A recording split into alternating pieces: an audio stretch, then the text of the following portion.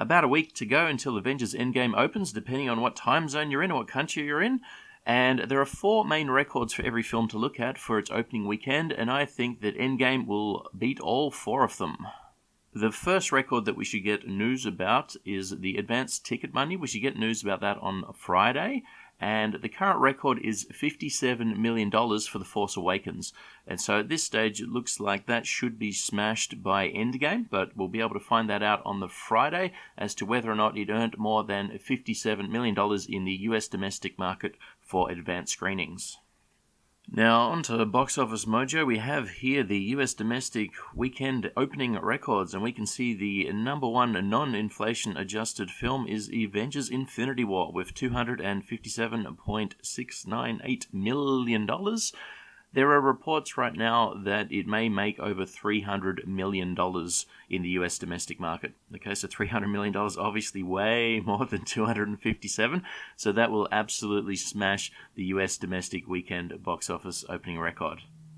The third record I think it'll break is the foreign opening money. So this is all of the money not including the US domestic market. And the Fast and the Furious, The Fate of the Furious is the actual current top line number there. We have $443 million.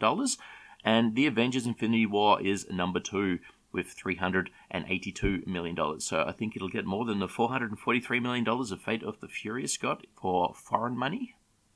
And the fourth record is the worldwide opening, which is just adding the foreign and the US domestic money together. Right now, our number one film ever worldwide box office opening is the Avengers Infinity War with $640 million, and The Fate of the Furious is number 2 with $541. So all of those records there, the non-inflation adjusted records, I think they will fall to Endgame, and I think they should probably fall pretty easily.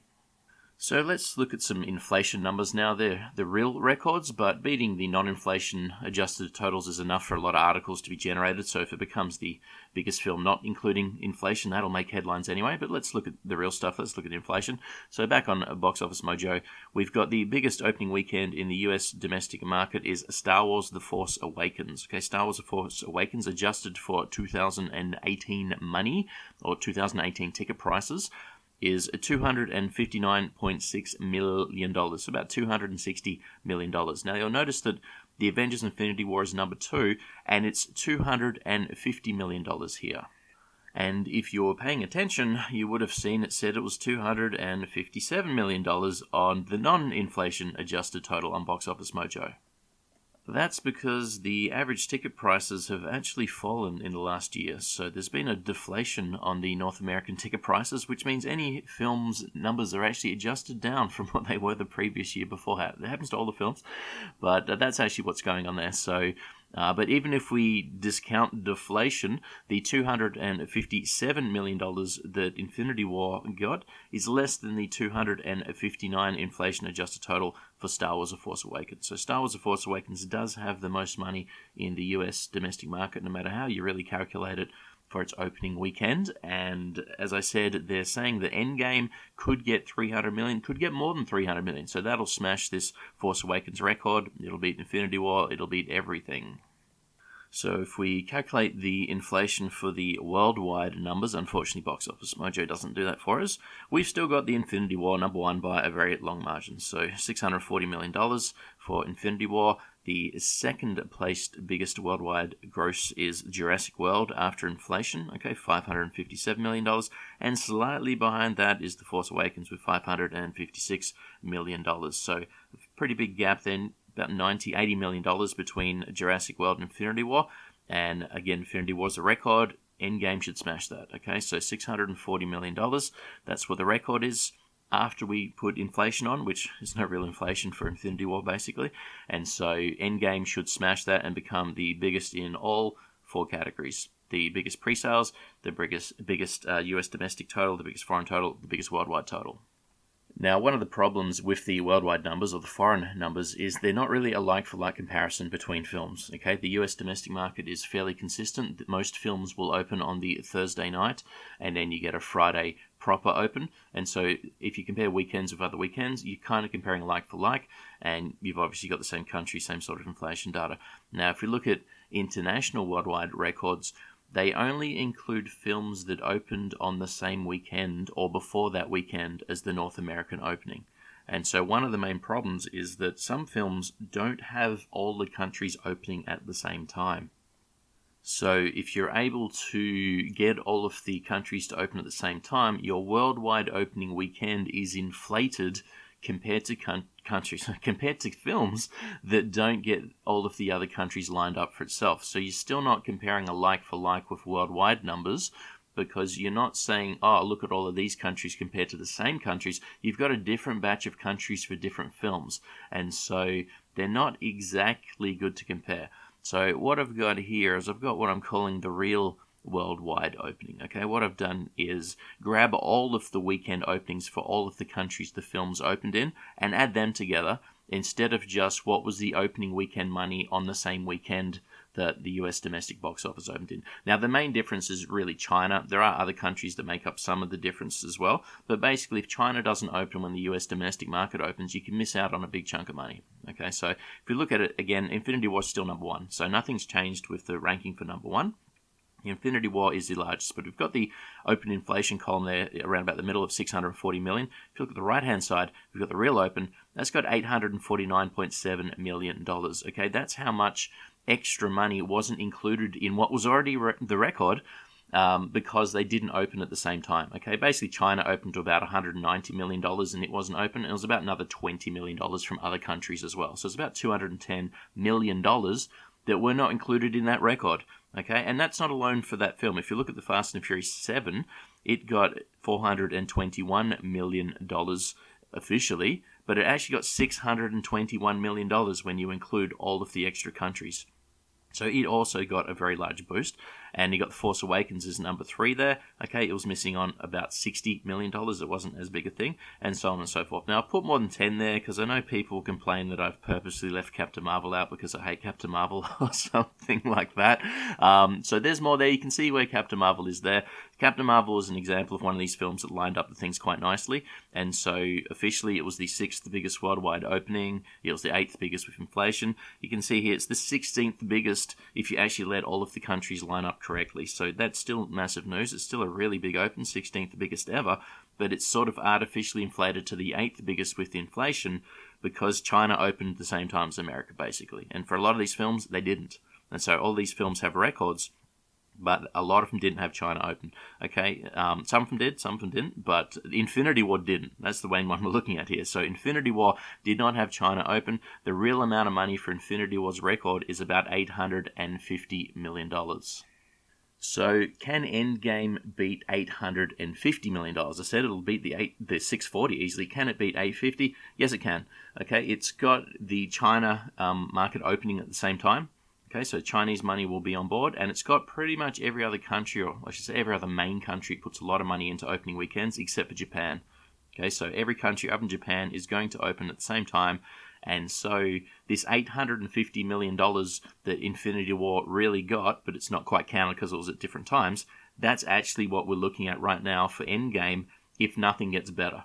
So if the openings for every country is identical to the Infinity War open, we're looking at $850 million right off the bat. So the record's gone simply because they've lined up all the countries in a row. Okay, so it's going to get 850. Now, said before, they're kind of predicting it might get 300 or 300 plus for the North American market. So if you get $300 million over the approximate $250 million, that's a pretty big boost over the top. That's approximately 20%. Okay, that's a 20% gain, which is a lot of money considering the film was only out a year ago and it's a sequel to the film. Okay, there's not like there's more theaters, it's not like there's more people around, there's more money around. It's basically the same amount of time. So they're predicting it may get a 20% boost in the North American market. Now, if we say, okay, if we get a 20% boost in the North American market, let's just say every other country will get the same. Everyone is just as enthused as the North American market, and we're going to get 20% more money everywhere, which is a lot of money to say you're going to get. 20% boost is a massive amount, but let's just say 20% boost.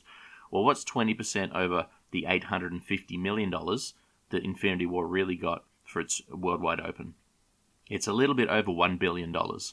Okay, so $1 billion. So that is 100% doable right now. Okay, I'm not saying it will happen because it's 20% is a massive increase, but the amount of hype the film has going it's completely possible we will break $1 billion. And because all the countries are lined up, the record will say $1 billion as well. It won't be like what I've had to do here. Oh, it got whatever 700 million, but if you add some extra in that you don't really see on Box Office Mojo, it's really $1 billion. No, the billion will be there on Box Office Mojo, for example. That'll be the record. So it'll have 640 million officially for number 2, 1 billion for number 1. Absolutely ridiculous increase. Again, some of that is because, the China money is in one and isn't in the other one. But putting that aside, if you just look at the numbers that will be displayed, absolutely massive increase. Okay, so $1 billion open, completely possible right now. The record right now is $640 million. So let's look at a little bit more detail as to what we can look forward to finding out and whether or not we're on track with breaking records, whether or not everything's just complete hype and there are no records being broken here. So what are the numbers we'll get reported first? So first of all, the advanced screening money from Thursday night, that'll be reported sometime Friday. Ordinarily, it'll probably be Friday night, but because the number's going to be good, they may rush it and be able to do a few things to kind of semi-officially report it earlier. So normally when there are records on the line, the reporting comes in quicker. And Disney will be having all kinds of people out there trying to report stuff because they think it's good, it's good news for them. So you'll get it quick news. If records aren't getting broken and things are bad news, the studio won't report stuff. You'll get reports from elsewhere. So that'll be the first sort of thing. If there's nothing coming out of Disney about how well it does, it's not broken records. It's going to be fantastic news, but is it going to meet expectations? That's the real question here. So $57 million is the record. That's what The Force Awakens got. I think it's about $60 million with inflation a little bit under. So $60 million is the real record, no matter how you want to inflate it up, $60 million. And right now, I think it's scheduled to smash that record, but nothing's really been released that I've seen to say what a real number is. They're saying that advance tickets are just massive compared to everything else. Advanced ticket sales are huge, but I haven't seen any official estimate for what they think the advanced screening tickets will be. But anyway, so that's the first number. We'll get that first.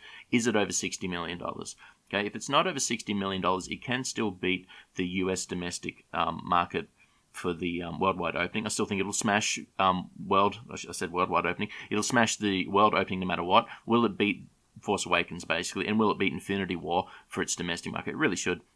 But if it doesn't beat the $60 million, it can still happen easily. So it doesn't have to beat the advanced ticket sales that The Force Awakens got to beat The Force Awakens title. Now here on Box Office Mojo is the official Friday, Saturday, and Sunday numbers, and Monday's there as well. But the Friday, Saturday, and Sunday, what we're interested in. Now the Friday number, the $106 million, the main thing to remember when we're analysing what's going to go on the weekend is that's not a real number. It did not earn $106 million on the Friday. Okay, so if we look at Saturday, Saturday earned $82 million, and it says that's a 22.8% drop. That's completely false. There is not a 22.8% drop from Friday to Saturday. The Friday numbers are all of the money it earned on Friday and all of the money it earned before Friday. So it earned about $39 million in advance ticket sales, basically on the Thursday night. So it got $39 million Thursday, and then it got $67 million Friday. Okay, so they reported as 106 for Friday. It's not 106 for Friday. It's $67 million for Friday. So if it went from 39 million then to 67 and then to 82 million on Saturday, you can see at Saturday earned more money than Friday. Okay, got about 22% more money from the Saturday to the Friday. So that's kind of the ratio we're looking at to start breaking the record. So we'll get the money in for the advanced screenings. Again, the advanced screening for Infinity War was only $39 million. I'd say only. I think it was the fourth biggest ever. It's still pretty big, but $39 million. And this film should break that number, but even if it doesn't break that number, it'll still break the records for the rest of the days anyway. But anyway, that's the first thing to look for. So will it break $39 million for advanced screening money? It should do that quite easily. Will it break the $57 million or $60 million with inflation for The Force Awakens? It should do that, but if it doesn't, it can still make a record. Then we want to look at what is the actual gap between the official Friday number, which we'll get on Saturday, and the advanced screenings number. Okay, so it earned $67 million for Infinity War. We're really looking at a number bigger than that, so that's the main number. So we're not looking at the $106 million that it officially got for Friday. We want the $67 million for Friday. So will the total that we get reported for the Endgame's Friday, less its advanced screening money, be more than $67 million. That's the main thing to look for. Then we want to see what kind of drop we get on the Saturday. We want a drop that's not as bad as 22% if we remove the advanced screening money. And as a comparison, The Force Awakens, when we put inflation-adjusted numbers on for its weekend opening total for the US domestic market, it got about $60 million in advance tickets. Then it got $65 million for the Friday. So the Infinity War outdid The Force Awakens for Friday, $67 million versus $65. Okay, then on the Saturday, The Force Awakens got $71 million versus the $82 million that Infinity War got for the Saturday. And then for the Sunday, The Force Awakens got $63 million versus the $69 million that Infinity War got. So on the Friday, the Saturday, and the Sunday, the Infinity War outdid the record holder, The Force Awakens. What The Force Awakens did was it got $60 million in advance ticket sales. Okay, so it smashed the record at its time, and nothing's beat it since 2015, and that's what it basically was able to do. So the actual Friday, Saturday, and Sunday performance of Force Awakens is not as good as what Infinity War had, and this is the record holder. So these are the main things to look for. Again, the first number we'll get are what are the advanced tickets numbers, then we'll get what was the Friday number. Once we have that, we'll have a really good idea of how much it'll break the record by. I still think it'll break the record no matter what. I can't imagine anything happening to stop the record being broken for the North American market. And it's obviously, as I've said, going to smash the worldwide record purely because China is opening at the same time. There's really nothing that can stop the film other than a natural disaster to stop the worldwide record breaking, the official one. Now, will it break the unofficial $850 million when China is sort of included in Infinity War?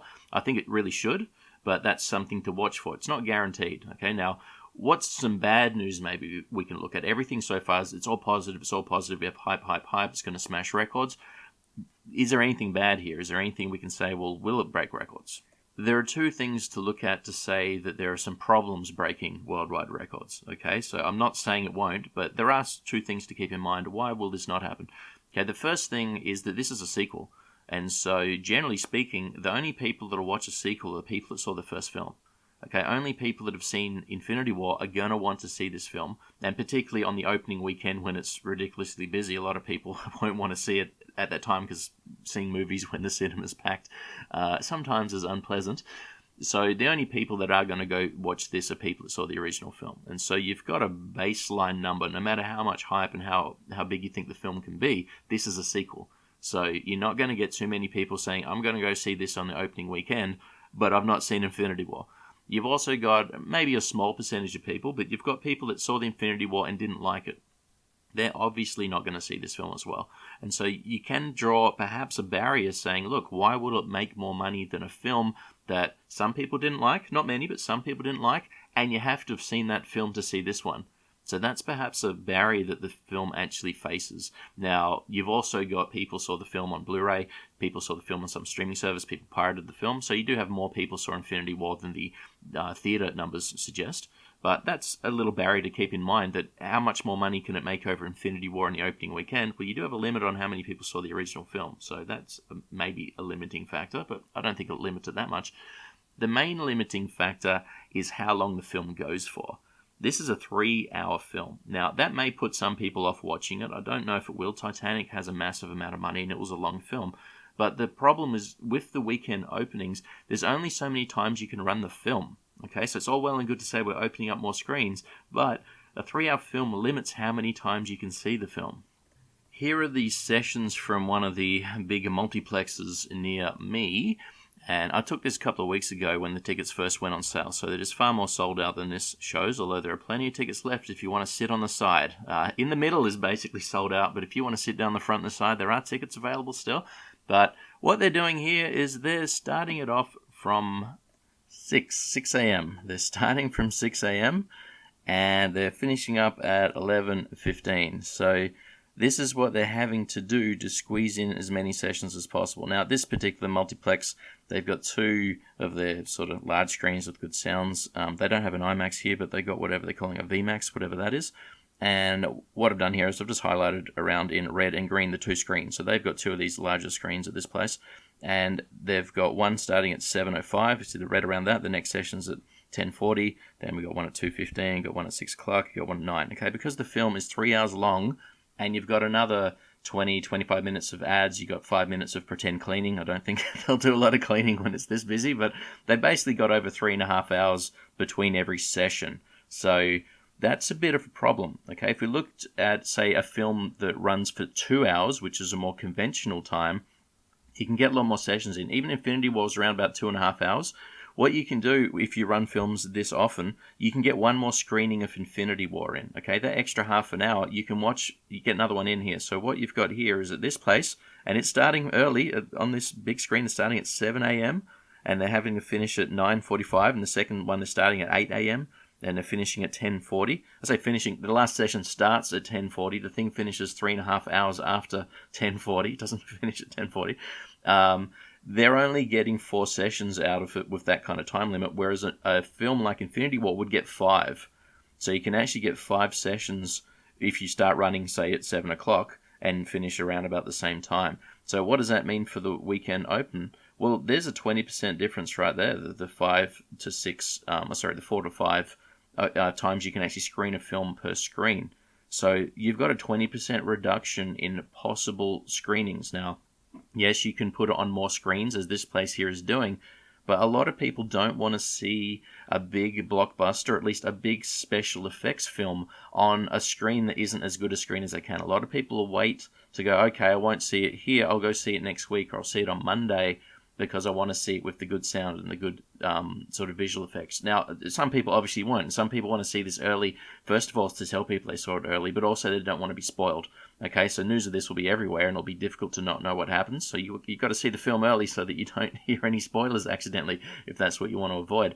But there are still a fair number of people who go, no, I want to see it on the better quality cinema, the better quality screening I can, and so I won't see it. And so I think that is a negative for how much money it can make. Okay, I'm still saying it'll break records, but what could it have done even more? Okay, how much more could it have made if the thing was a 2-hour long film rather than 3 hours? So 3 hours is a bit of a detriment in my mind to just how many screenings you can do per day. That's the problem. And obviously, yeah, people might not want to see a 3-hour film. Now, on maybe the positives for going forward, I'm not sure how this will work out, but there's going to be a fair percentage of people that leave to go to the toilet during a 3-hour gap. Okay, there's going to be a percentage of people that do it. I don't know what percent it'll be, but when I see a normal film, I'll see a few people here and there get up. I don't know what people's problems are and have to leave during the viewing, like a 2-hour film, but I see people leave a 2-hour film. So a 3-hour film, there's going to be a large amount of people, and getting kids in there for 3 hours is going to be a big problem. So maybe families will avoid this film more than they would, because just the hassle of having a couple of kids with you for 3 hours could be a problem. But I'm curious the other way, if a lot of people compared to normal films leave the film and go to the toilet, are they more likely to see the film a second time because they missed out on some of it? So I don't know how you could even quantify that without surveying people that leave the film, but a lot of people will see this film twice. Okay, a lot of MCU fans are going to see it twice or more, but are there people that saw the film, missed out on some sort of 10-minute block and go, oh, I need to go see it again? That could be a thing. That might actually help how many people see the film. I don't know if you can really quantify it very easily. So once again, I think it'll break all 4 opening weekend records. It'll make more money than the advanced screenings target for The Force Awakens. It'll make more US domestic money than The Force Awakens. It'll make more worldwide money than Infinity War. And it'll make more foreign money than Fast and Furious 7. Or was it Fate of the Furious? One of those. Thanks for listening, and I'll catch you next time.